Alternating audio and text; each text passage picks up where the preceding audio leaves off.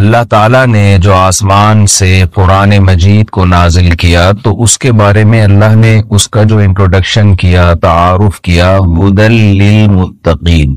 اللہ نے بتایا کہ یہ تمہیں بزنس نہیں سکھائے گی کہ کاروبار کیسے کرنا ہے، پیسے کیسے کمانے ہیں۔ یہ کتاب تمہیں صحت کے اصول نہیں بتائے گی، تمہاری ہیلتھ کون سی چیزیں کھانے سے اچھی ہوگی، کون سی چیزیں کھانے سے تمہیں شوگر ہونے کا خطرہ ہے، یہ اس کتاب کا ٹاپک نہیں ہے۔ ہدی للمتقین، یہ گائیڈنس ہے، ہدایت ہے، انسان کو انسان بنانے کے طریقے اس کتاب میں بیان کیے گئے۔ انسان کی دو قسم کی زندگیاں ہیں، ایک کو مادی زندگی کہا جاتا ہے جس میں وہ پیسہ کمانے کے طریقے سیکھتا ہے، لیونگ اسٹینڈرڈ کیسا ہونا چاہیے، گھر کیسا ہونا چاہیے، اپنا ہو کرائے پر ہو، اپنی لائف کو میں کیسے بہتر سے بہتر بنا سکتا ہوں۔ اس میں ہمیں ڈاکٹروں کی ضرورت بھی پڑتی ہے، سائنسدانوں کی ضرورت بھی پڑتی ہے۔ اس زندگی کو ہم کہتے ہیں مادی زندگی۔ اب یہاں ناروے میں مجھے نہیں پتا آپ سب اردو سمجھ رہے ہیں کہ نہیں سمجھ رہے، کیونکہ یہاں کوئی 20 سال سے پاکستانی، کوئی 27 سال سے۔ ایک تھوڑی سی بات بیچ میں کہ دیکھیں آپ اپنا اردو زبان سے رشتہ ختم نہ کریں، جو اردو جاننے والے لوگ ہیں۔ اپنے بچوں کو یہاں کی مقامی زبان تو سکھائیں گے ہی، وہ تو سیکھ جائیں گے، لیکن اردو سے رشتہ اگر آپ کا ختم ہوا تو آپ کا اسلام سے رشتہ ختم ہو جائے گا۔ تو مادی زندگی جو ہے اس میں ہمیں ڈاکٹروں کی بھی ضرورت ہے، اس میں ہمیں انجینئروں کی بھی ضرورت ہے۔ ایک زندگی ہے روحانی زندگی۔ مادی زندگی انسان کے ساتھ ساتھ جانوروں کو بھی چاہیے، تبھی آپ کو پتا ہے جیسے انسانوں کے ڈاکٹر ہوتے ہیں جانوروں کے بھی ڈاکٹر۔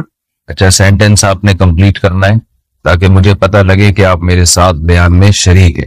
جیسے انسانوں کے ڈاکٹرز ہوتے ہیں جانوروں کے بھی ڈاکٹرز ہوتے ہیں، لیکن پیغمبر جانوروں میں نہیں بھیجے اللہ نے، پیغمبر کس میں بھیجے ہیں؟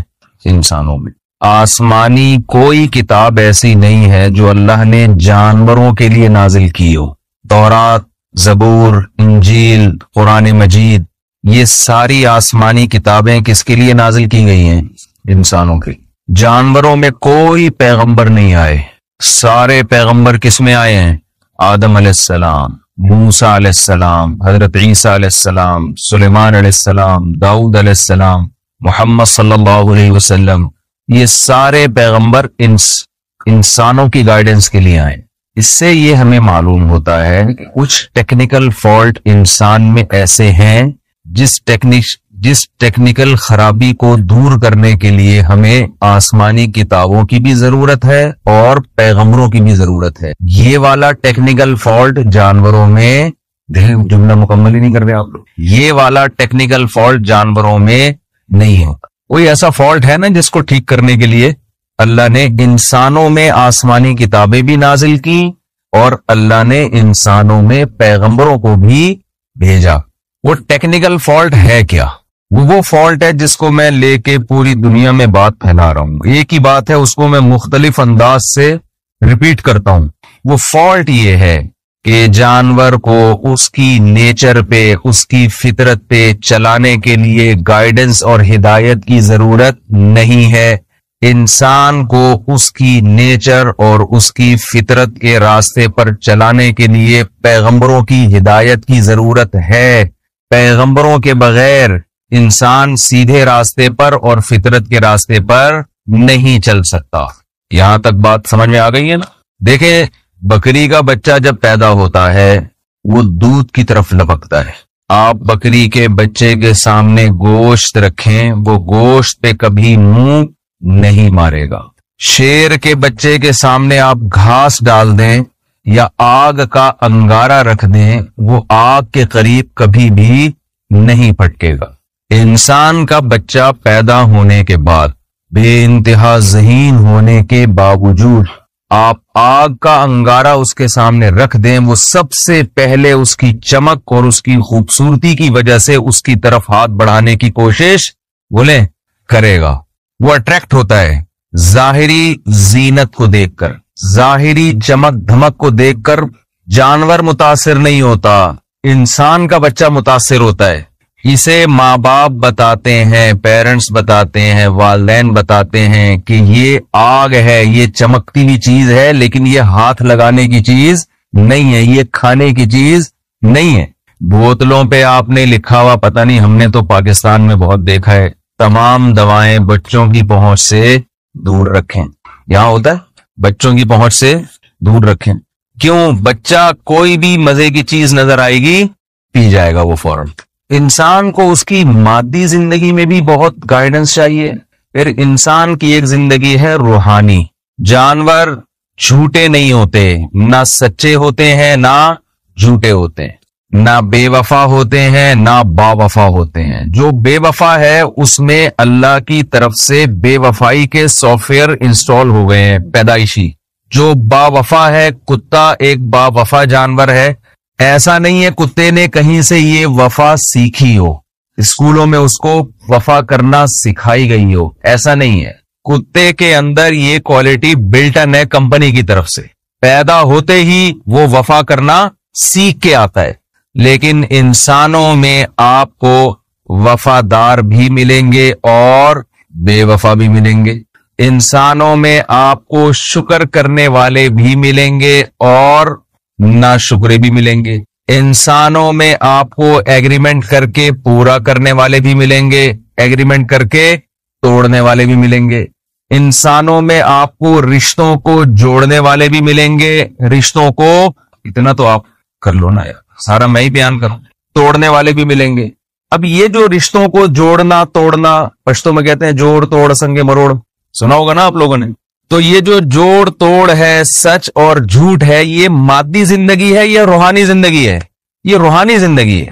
یہ ڈاکٹروں کی فیلڈ نہیں ہے کہ ایک انسان کو سوسائٹی میں سچا انسان بنا دیا جائے، ایک انسان کو سوسائٹی میں وفادار انسان بنا دیا جائے، ایک انسان کو سوسائٹی میں رشتوں کی پہچان والا اور رشتوں کو جوڑنے والا بنا دیا جائے۔ یہ جو کام ہے نا، یہ وہ کام ہے جس کے لیے اللہ نے پیغمبروں کو بھیجا اور آسمانی کتابوں کو بھیجا۔ یہ فیلڈ ڈاکٹروں کی، سائنسدانوں کی، انجینئروں کی نہیں ہے۔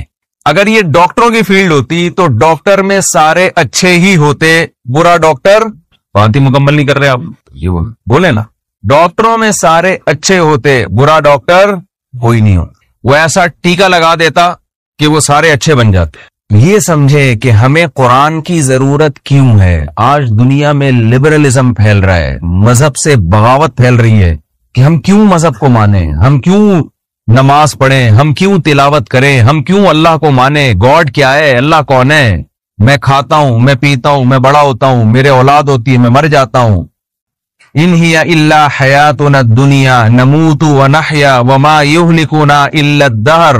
نبی صلی اللہ علیہ وسلم جب دنیا میں آئے تو بہت سے لوگ کہا کرتے تھے کوئی آخرت نہیں ہے، کوئی قبر نہیں ہے، کوئی جنت نہیں ہے، کوئی جہنم نہیں ہے، یہ تو ایک آٹومیٹیکلی ہم پیدا ہو رہے ہیں، ہم جوان ہو کے بڑے ہوتے ہیں، بوڑھے ہو کے مر جاتے ہیں، یہ زمانے کے تصرفات ہیں، یہ ٹائم ہے جو ہمارے جسموں کے ساتھ کھیلتا ہے۔ کوئی خدا نہیں ہے، کوئی جنت نہیں ہے، کوئی جہنم نہیں ہے۔ یہی کانسیپٹ آج بھی لوگوں میں آہستہ آہستہ سرایت کر رہا ہے کہ ہم کیوں حلال حرام کی فکر کریں، ہم کیوں جائز ناجائز، سود غیر سود، یہ کیا ہے؟ یہ انجوائے کرو لائف کو۔ سمجھ میں آ رہی ہے بات کہ نہیں آ رہی ہے؟ بھائی اگر آپ نے اپنے طریقے سے لائف کو انجوائے کرنا شروع کر دیا اور اس میں پیغمبر کی تعلیمات آپ نے ایک طرف رکھ دی تو انجوائے کرنا تو دور کی بات، آپ نیچر پہ بھی قائم نہیں رہ سکتے۔ جس فطرت پہ اللہ نے آپ کو پیدا کیا، بنایا، اور جس فطرت پہ اللہ نے آپ کو چلایا ہے اس پہ بھی قائم نہیں رہ سکتے آپ، اس نیچر سے ہی ہٹ جاؤ گے آپ۔ جانور نہیں ہٹتا، وہ چلتا رہے گا۔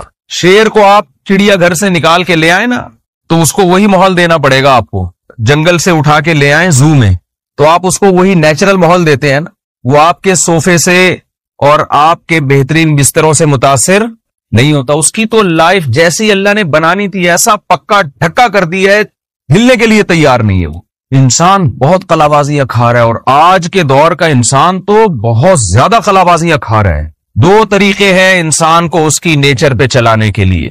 مجھے ایک بات بتائیں، دنیا میں کوئی مخلوق اپنی فطرت اور اپنی نیچر سے بغاوت کر کے خوش رہ سکتی ہے کیا؟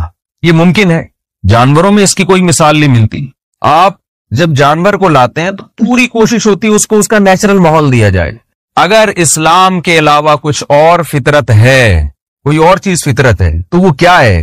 قرآن مجید میں اللہ تعالیٰ کا ارشاد ہے فطرت اللہ التی فطر الناس علیہا, یہ اسلام وہ فطرت ہے, نیچر ہے جس پر میں نے لوگوں کو پیدا کیا ہے. تو دو چیزیں انسان کو نیچر پہ چلانے کے لیے ضروری ہیں. پہلی بات, اسے یہ پتا چلے کہ نیچر کیا ہے اور نیچر سے بغاوت کون سا عمل ہے. اگر یہی نہیں پتا ہوگا تو وہ کیسے فیصلہ کرے گا کہ نیچرل لائف کیا ہے اور نیچر سے بغاوت کیا ہے. دوسری بات, اس نیچرل لائف پہ, نیچر پہ چلانے کے لیے جو موٹیویشن چاہیے, وہ موٹیویشن بھی, وہ حوصلہ افزائی بھی, وہ ترغیب بھی آسمانی کتابوں کے علاوہ کسی کتاب میں نہیں ہے. ہم دیکھتے ہیں صحابہ کرام کو میدان جنگ میں شہید ہو رہے ہیں, موت سے پہلے پانی مانگا, ساتھ والے ساتھی نے کہا کہ مجھے پانی چاہیے, تو آپ نے کیا فرمایا؟ پہلے ان کو پلاؤ. ان کے قریب والوں نے پانی مانگا تو انہوں نے کیا کہا؟ کس کو پلاؤ؟ ان کو پلاؤ. وَيُؤْثِرُونَ عَلَىٰ أَنفُسِهِمْ وَلَوْ كَانَ بِهِمْ خَصَاصَةٌ. قرآن کہہ رہے ایمان والے لوگ اپنی ذات پہ دوسرے کو ترجیح دیتے ہیں, چاہے خود ان کو کتنی ہی ضرورت کیوں نہ ہو. تو مجھے اور آپ کو اس زمانے میں جتنی ضرورت پیسے کمانے کی ہے, جتنی ضرورت اپنا لیونگ سٹینڈرڈ بہتر کرنے کی ہے, جتنی ضرورت شادی بیاہ کی ہے, جتنی ضرورت ناروے میں رہنے کی ہے, اللہ کی قسم اس سے زیادہ ضرورت مجھے اور آپ کو مذہب کی ہے. یہ سب کچھ ہونے کے باوجود اگر آپ کی زندگی میں مذہب نہیں ہے, آپ اچھے ڈاکٹر بن جاؤ گے, آپ اچھے انجینئر بن جاؤ گے, آپ اچھے سائنٹسٹ بن جاؤ گے, آپ انسان کے بچے, معذرت کے ساتھ تھوڑا سا کراچی کا لک لانے دیں, آپ تو بڑے تمیز سے بیٹھے ہیں سنجیدگی سے, آپ انسان کے بچے نہیں بن سکتے. انسان کو انسان بنانے کے لیے دیکھیں, آج دنیا میں جو کچھ ہو رہا ہے نا, اس سے صرف مسلمان پریشان نہیں ہے, عیسائی بھی پریشان ہے, یہودی بھی پریشان ہے, کیونکہ اتنا انسان فطرت سے ہٹ گیا ہے کہ وہ تو کرسچینٹی کے بھی خلاف جا رہی ہے, وہ چیز یہودیت کے بھی خلاف جا رہی ہے, وہ تو مسلمانوں کے بھی خلاف جا رہی ہے. تمام آسمانی مذاہب کی دھجیاں اڑائی جا رہی ہیں. ایسی چیزیں, ایک تو نا اتفاق ہوتا ہے کہ بھئی یہ تو کوئی بھی اس کو صحیح کہہ نہیں سکتا, وہ سارے کام ہو رہے ہیں. تو یہ سب اس کی علامت ہے کہ انسان نے جب سے اپنا پیغمبروں سے رشتہ, سائنسدانوں کی ویلیو بڑھ رہی ہے, ڈاکٹروں کی ویلیو سوسائٹی میں بڑھ رہی ہے, انجینئروں کی ویلیو سوسائٹی میں بڑھ رہی ہے. کم کس کی ویلیو ہو رہی ہے؟ پیغمبروں کی, جو اللہ کے سفیر بن کے دنیا میں آئے اور انہوں نے لوگوں کو اللہ کا پیغام پہنچایا. ان کی ویلیو روز بروز کیا ہو رہی ہے؟ کم ہو رہی ہے. اس کی ضرورت ہی لوگ محسوس نہیں کر رہے. حالانکہ جب یہ دنیا غیر آباد تھی, جب اس دنیا میں ترقی نہیں تھی, اس وقت بھی دنیا پیغمبروں کی تعلیمات کی وجہ سے سکون میں تھی. آج جب دنیا مادی ترقی کی انتہا کو پہنچی ہوئی ہے, آج بھی پیغمبروں کی تعلیمات کے بغیر زندگیوں میں سکون نہیں حاصل ہو سکتا. اس کی وجہ یہ ہے, میں یہ اپنی آخری بات کر کے بیان ختم کرتا ہوں, چونکہ بہت شارٹ ٹائم ہے, یہاں پہ ظہر اور عصر بالکل کہہ رہے ہیں کہ 20 منٹ کا وقفہ ہوتا ہے. تو پیغمبروں کی تعلیمات اس لیے ضروری ہے کہ جو فطرت ہے, جو نیچر ہے, اس کے اصول کبھی بھی نہیں بدلتے, چاہے انسان ترقی کی انتہا کو پہنچ جائے. مجھے آپ ایک بات بتائیں, صدیوں پہلے ہم روٹی کو, گندم کو چبا کے کھایا کرتے تھے. آج اگر کوئی یہ کہے کہ ترقی اتنی ہو گئی ہے, اب ہمارے پاس گندم چبانے کا ٹائم نہیں ہے, ہم گندم کو گرینڈ کر کے جوس بنا کے پیا کریں گے, کیا ڈاکٹر اس کی حمایت کریں گے؟ کیا بولیں گے بھائی یہ دانت جو خدا نے دیے ہیں ہمیں, یہ چبانے کے لیے دیے ہیں, یہ صرف مسکرانے کے لیے بولیں نہیں دیے. جتنا بھی ٹائم گزر جائے ہماری باڈی تھوڑی چینج ہو رہی ہے. آج اگر کوئی یہ کہتا ہے کہ صدیوں پہلے ہمیں چل کے جانا پڑتا تھا, واکنگ کرنا پڑتی تھی, اب چونکہ مشین کا دور ہے لہذا ہم اپنی ٹانگوں کو استعمال کرنا چھوڑ دیں گے. اب ترقی ہے, کوئی واکنگ کر رہا ہے پارک میں یا جاگنگ کر رہا ہے, لوگ کہہ رہے ہیں ہزاروں سال پرانا دقیانوس آدمی, وہی جیسے پرانے دور کے لوگ چلتے تھے, دوڑتے تھے, اسی طرح سے دوڑ رہا ہے. سائنسی دور ہے, جہازوں میں جاؤ, ٹرین میں جاؤ, بائک پہ جاؤ, یہ کیا چلتا ہوا جا رہا ہے. وہ پرانے زمانے کی باتیں کر رہے ہیں اس زمانے میں. تو وہ کیا کہے گا بھائی مجھے جدید دور کے جدید سائنسدانوں نے یہ مشورہ دیا ہے کہ تھوڑا سا ان گھٹنوں کو چلنے میں بھی استعمال کیا. کیوں؟ یہ ٹانگیں اللہ نے کس کام کے لیے بنائی ہیں؟ چلنے کے لیے بنائی ہیں. تو آپ بتاؤ اس سائنسی ترقی سے نیچر چینج ہو رہی ہے کیا؟ نیچر تھوڑی چینج ہوگی. ٹانگوں کا کام چلنا ہے تو چلنا پڑے گا, چاہے کتنی ترقی ہو جائے. دانتوں کا کام چبانا ہے تو چبانا پڑے گا آپ کو. تو خوب سمجھ لیں, جیسے 5-6 ہزار سال پہلے پیغمبروں کی ضرورت تھی انسان کو روحانی زندگی سکھانے کے لیے, آج بھی اسی طرح پیغمبروں کی انسان کو ضرورت ہے. یہ ضرورت کسی بھی سوسائٹی میں, کسی بھی معاشرے میں تبدیل نہیں ہو سکتی.